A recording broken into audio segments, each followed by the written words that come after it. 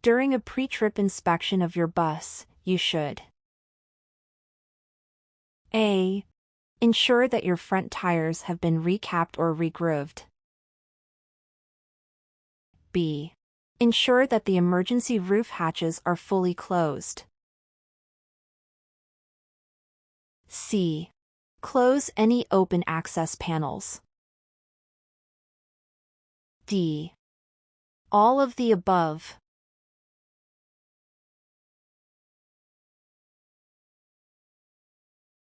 Which of the following hazardous materials is forbidden to be transported on a bus? A. Small arms ammunition. B. Emergency hospital supplies. C. Tear gas. D. All of the above.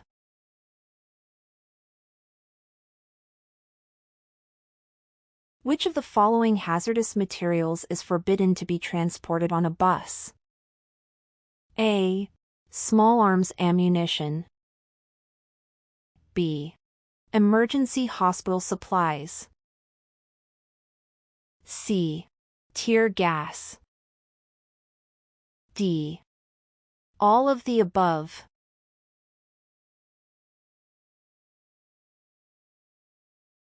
The 2-inch line on the floor behind the driver's seat is known as A. Stand zone. B. Driver area line. C.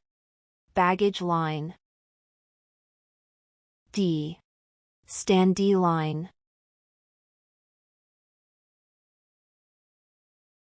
If you have a drunk or disruptive passenger, you should A.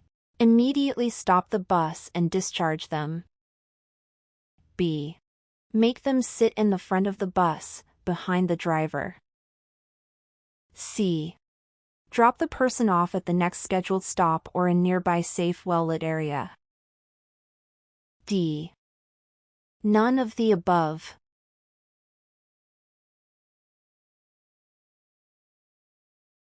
When dealing with a railroad crossing, you should A. Stop 100 feet before the crossing. B. Open your forward door to look and listen for approaching train. C. Downshift while crossing the tracks. D. None of the above. When approaching a drawbridge with no traffic light or attendant, you should A. Exit your vehicle to ensure that the drawbridge is closed. B.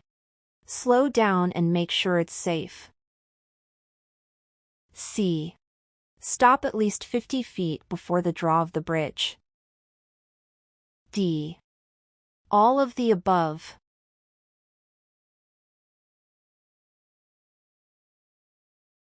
Which of the following statements is false regarding brake and accelerator interlock systems? A. The interlock applies the brakes when the rear door is open. B. The interlock holds the throttle in idle position when the rear door is open. C. You can use the interlock in place of the parking brake. D.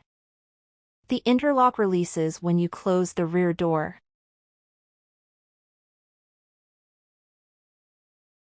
Which of the following practices is recommended when you have passengers on your bus?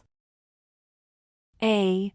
Refueling in a closed building with passengers on board during cold or inclement weather. B. Requesting the passengers to leave the bus during refueling.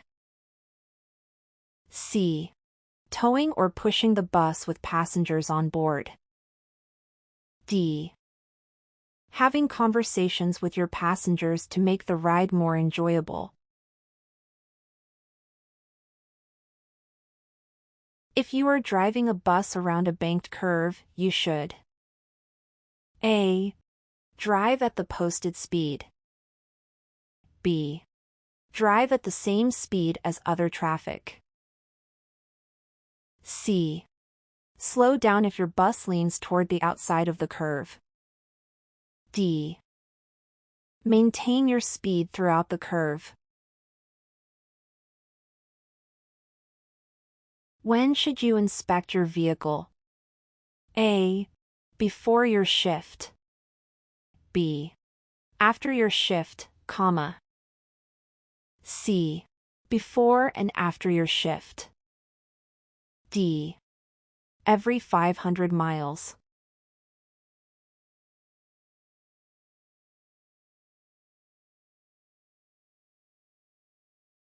When you arrive at an area where a policeman or flagman is directing traffic, you should A. Maintain your normal speed. B.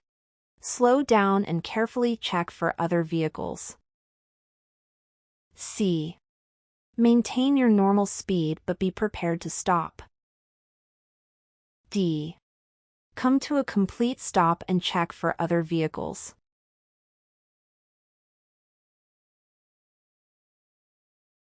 Before you accept cargo or baggage with hazardous materials, you must confirm that the container has which of the following? A. Hazard label, the material's name and identification number. B. Hazard label and material safety data sheet. C. Material's name and identification number. D. Hazard label, country of origin, and material's name. When you are on the road, you should A. Scan the road ahead and to the rear. B. Continually scan the road from left to right. C. Remain focused on the road ahead of you. D. Scan the interior of the bus as well as the road ahead, behind, and to the sides.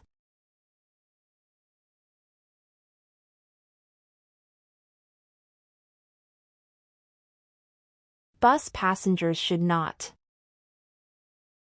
A. Stand while on a bus. B. Stand behind the standee line. C. Stand across from other passengers. D. Stand in front of the standee line.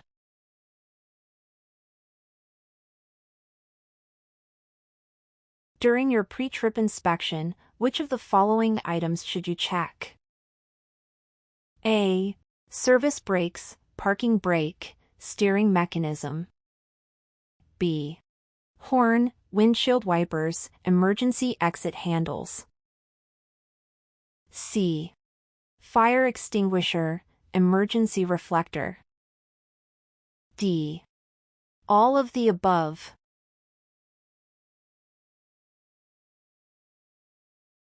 If you are transporting passengers on a charter bus, you should A.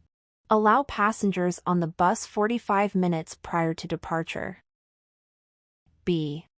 Not allow passengers on the bus until departure time. C. Ensure that the restroom service access panel is open. D.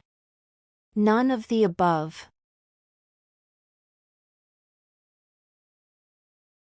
When transporting passengers on charter or intercity buses, you should mention rules regarding safety and comfort. A. Only if a question arises. B. At the first occurrence of a violation. C. Once you are on the road. D. Before the trip is started.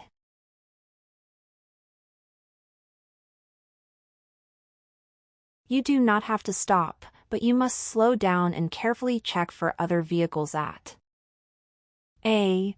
Railroad crossings. B. Drawbridges that do not have a traffic light or traffic control attendant. C. Crossings marked as exempt or abandoned. D. None of the above.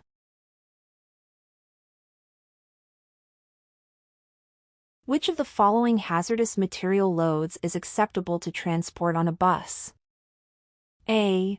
10 pounds of liquid class 6 poison. B. 100 pounds of solid class 6 poison.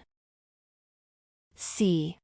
Radioactive materials in the space occupied by people. D. 10 pounds of class 1 explosives, other than small arms ammunition. CDL License Practice Test Commercial Driver's License. CDL practice tests open you up to many top-paying CDL jobs.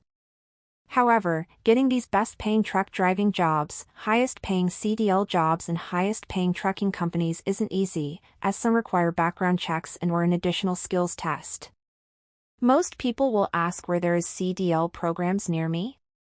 But the free CDL training programs we have here can help you pass the CDL exam and get high CDL salary job. Below is a list of the different CDL truck CDL training that we offer, as well as the accompanying endorsement information.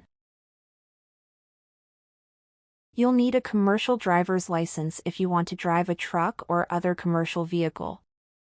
A Class A license is one of the CDL designations in most jurisdictions. The laws and procedures for obtaining a Class A license vary by state. So, if you're thinking about acquiring a CDL, start by looking into the laws in your area. Now let's go to your question: how can I get my CDL license? Where can I get CDL license near me? Any free CDL training near me?